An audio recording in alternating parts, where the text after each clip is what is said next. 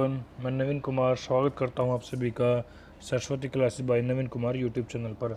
आज हम पढ़ने जा रहे हैं हरियाणा जीके का एक महत्वपूर्ण टॉपिक हरियाणा की नदियां। तो इसमें कुछ नया कंटेंट हम लेके आए हैं। तो हमारे सबसे पहले क्या है, हरियाणा की सबसे छोटी नदी, लंबाई के अकॉर्डिंग सबसे छोटी नदी कौन सी है? थपना नदी नहीं, थापना नदी हरियाणा की सबसे छोटी नदी है। ये कहाँ बहती है? यमुनानगर के अंदर बहती है। इस नदी का उद्गम या उद्भव स्थल मजाद वाला गांव यमुनानगर के अंदर स्थित है। राज्य की सबसे स्वस्थ नदी है ये थापना नदी। एकमात्र नीली नदी है जिसके अंदर बिल्कुल साफ पानी बहता है। राज्य की एकमात्र सर्वप्रवाहित नदी जो खुद ही बहती है वो है थापना नदी। नदी राज्य की सबसे बड़ी नदी लंबाई के अकॉर्डिंग यमुना नदी है। राज्य के सबसे प्राचीन नदी सरस्वती या दृष्टवंती नदी है। राज्य के पूर्वी सीमा पर बहने वाली यमुना नदी है जो हरियाणा और यूपी के बीच सीमा का निर्धारण करती है। राज्य के दक्षिणी सीमा पर बहने वाली नदी कौन सी है? साहिबी नदी। पश्चिमी सीमा पर बहने वाली घग्गर नदी। प्राचीन समय में हरियाणा किस नदी के किनारे स्थित था? सरस्वती नदी के कारण। ऋग्वेद में दृष्टवंती नदी का नाम किन किन नदियों के साथ मिलकर आया है? सरस्वती और आपगा चेतांग। आपगा नदी को मिलाकर क्या कहते हैं? दृष्टवंती नदी। चेतांग नदी का ऋग्वेद कालीन नाम है दुष्वती, ठीक, दुष्वती। प्राचीन समय में चेतांग नदी के किनारे हरियाणा का कौन सा शहर स्थित था? वो था सीसवाल। सीसवाल कहाँ स्थित था? कौन सी नदी के किनारे? चेतांग नदी के किनारे। सरस्वती नदी राज्य में कहाँ प्रवेश करती है? आदि बद्री नामक स्थान पर यमुनानगर के अंदर। सरस्वती नदी पुनरुत्थान परियोजना गांव रोलाहेड़ा यमुनानगर के अंदर शुरुआत की गई स्थित है। सरस्वती नदी का राज्य में अंतिम खुदाई स्थल है बेगू सिरसा के अंदर। राज्य सरकार ने घग्गर नदी को प्रदूषण मुक्त करने का फैसला लिया है। किस नदी को प्रदूषण मुक्त करने का फैसला लिया है? घग्गर नदी को। सरस्वती नदी विकास बोर्ड के अध्यक्ष मुख्यमंत्री होते हैं और इसके उपाध्यक्ष प्रशांत भारद्वाज हैं। राज्य में प्राचीन महत्व वाली नदी कौन सी है? दोहान नदी प्राचीन महत्व वाली है।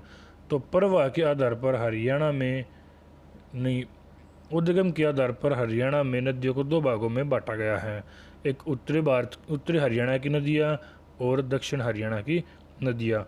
उत्तरी हरियाणा की नदियाँ कौन सी है? यमुना नदी है, घग्गर, सरस्वती, मारकंडा, ये मिलाकर क्या है? उत्तरी हरियाणा की नदियाँ हैं।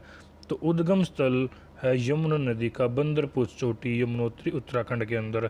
हरियाणा में कालेसर पार्क यमुनानगर के अंदर प्रवेश करती है। राज्य में इसकी लंबाई 328 किलोमीटर है। विशेषता इसकी यह है कि यह गंगा नदी की प्रमुख सहायक नदी है, सबसे बड़ी सहायक नदी भी है। यह नदी सर्प की चाल की तरह चलती है, मतलब टेढ़ी मेढ़ी है नदी है, इसीलिए इसको क्या बोलते हैं? सर्प चाल वाली नदी। हरियाणा व उत्तर प्रदेश के बीच सीमा का निर्धारण करती है। भैया दूज का त्यौहार यमुना नदी व यम के प्रति प्रेम को समर्पित है। इस को देव की पुत्री व मृत्यु के देवता यम की बहन कहा जाता है। किसको? यमुना नदी को। प्रमुख सहायक नदियाँ है सोम नदी, पथराला और बूढ़ी। प्रमुख बांध है इस पर कौन कौन से बांध है यमुना नदी पर? महत्वपूर्ण क्वेश्चन है। यमुना नदी पर कौन कौन से बांध है? ताजेवाला, अथिनी कुंड, किसाऊ, रेणुका, लखवार व्यासी, ये लखवार व्यासी बांध परवा है, इसके ऊपर आदि बांध स्थित है। और परवा किस किस जिले के अंदर होता है इसका?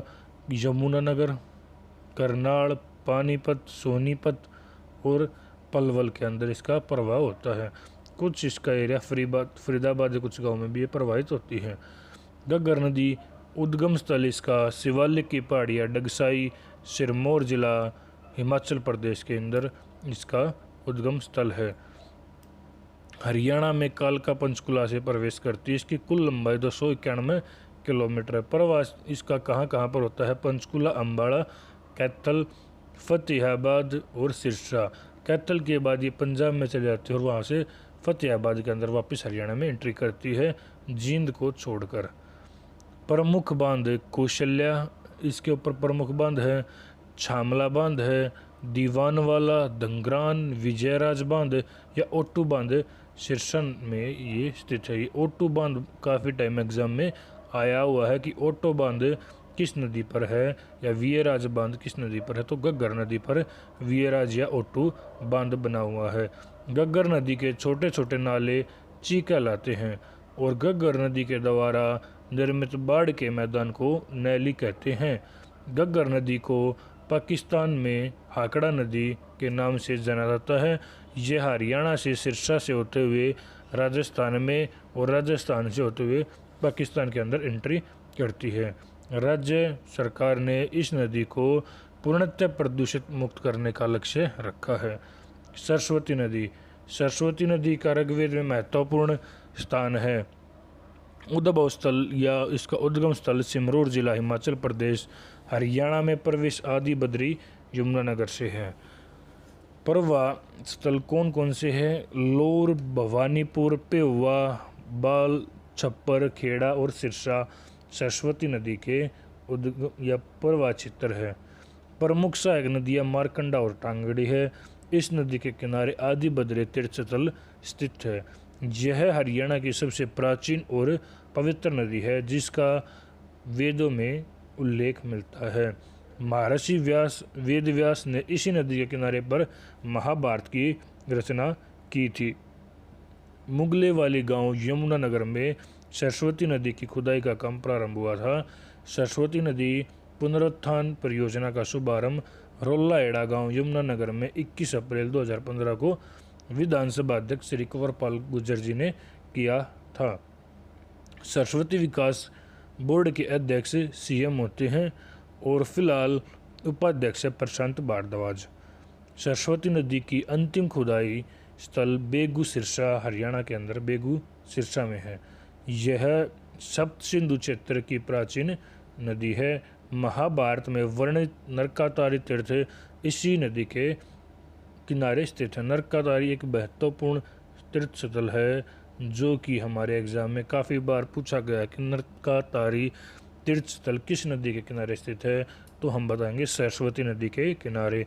राज्य की सर्वाधिक विलुप्त और प्रकट होने वाली नदी, देखो जगह जगह पर ये गायब हो जाती है, लुप्त हो जाती है और फिर आगे चलकर कहीं पर उद्गम इसका आ जाता है। तो विलुप्त और प्रकट होने वाली नदी कौन सी है? सरस्वती नदी। मारकंडा नदी, इसका पुराना नाम अरुणा नदी है। ये भी एग्जाम में आया हुआ है कि किस नदी का प्राचीन नाम अरुणा है या मारकंडा का प्राचीन नाम क्या है, तो वो अरुणा नदी। इसका उद्गम स्थल धरतीधर शिवालिक की पहाड़ियाँ हिमाचल प्रदेश के अंदर है। प्रवेश स्थल हरियाणा में काला अम्बाड़ा से है। प्रमुख सहायक नदियाँ टांगरी, रणवेगम और नकटी इसकी प्रमुख सहायक नदियाँ हैं। प्रवाह स्थल अम्बाड़ा, कुरुक्षेत्र व कैथल। समाप्ति स्थल पेहुआ के निकट अरुणाए गांव सनिय नामक झील के अंदर इसका समाप्ति स्थल है। टांगड़ी नदी, उद्गम स्थल मोरनी की पहाड़ियाँ पंचकुला में इसका उद्गम स्थल है। प्रवाह स्थल पंचकुला व अम्बाड़ा है। समाप्त हो जाती है मुलाना अम्बाड़ा के अंदर। मारकंडा की सहायक नदी है, मारकंडा में मिल जाती है। यह मारकंडा की प्रमुख सहायक नदी है। अन्य नदियाँ है कौन सी है? सोम, बोली, राक्षी आदि यमुनानगर में बहने वाली कुछ नदियाँ हैं। चेतांग नदी शिवालिक की पहाड़ियों से निकलती थी और घग्गर की प्रमुख सहायक नदी हुआ करती थी। अब क्या हो चुकी है? विलुप्त हो चुकी है। सीसवाल प्राचीन समय में चेतांग नदी के किनारे स्थित था। ये चेतांग नदी का ऋग्वेद में नाम दृष्टवंती था। राज्य की मारकंडा, टांगड़ी और मसलन नदियाँ में 0.30 से 1 ग्राम प्रति टन सोना पाया जाता है। अगर वहाँ पर उसका मिट्टी को साफ़ किया जाए तो उसके अंदर 0.30 से 0.1 ग्राम तक वहाँ पर उसके अंदर सोना पाया जाता है। साहिबी नदी, साहिबी नदी दक्षिणी हरियाणा की एक प्रमुख नदियाँ हैं। तो अब हम पढ़ेंगे दक्षिण हरियाणा की कुछ प्रमुख नदियाँ। साहिबी उनमें से सबसे प्रमुख नदी है, जिसका उपनाम जगदादी वैदिक कालीन नाम दर्शद है। उद्गम स्थल इसका मनोहरपुर व जीतगढ़ बहरोड अलवर मेवात की पहाड़ियों से होता है। हरियाणा में इसका प्रवेश कोट कासिम के निकट अकोली गांव रेवाड़ी से होता है। प्रवाह क्षेत्र इसका स्थल या प्रवाह स्थल रेवाड़ी, खलीलपुर, पटौदी, झज्जर, रोहतक इसके प्रवाह क्षेत्र है।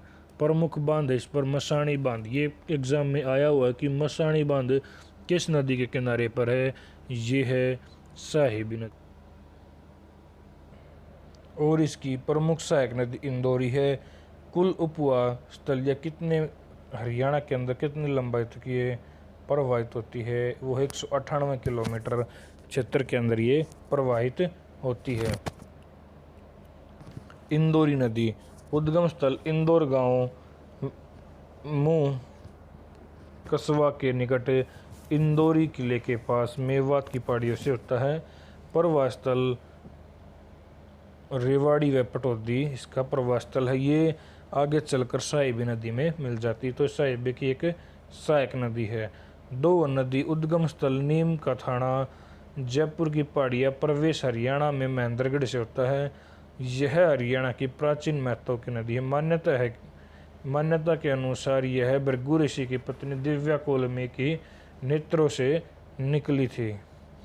कृष्णावती नदी, उद्गम स्थल जयपुर की पहाड़ियाँ, नीम का थाना, प्रवेश बदांती व दोस्तपुर गांव नारनौली महेंद्रगढ़ के अंदर हरियाणा के अंदर प्रवेश करती है। यह नदी हरियाणा के दक्षिणी भाग में प्रवेश करती है।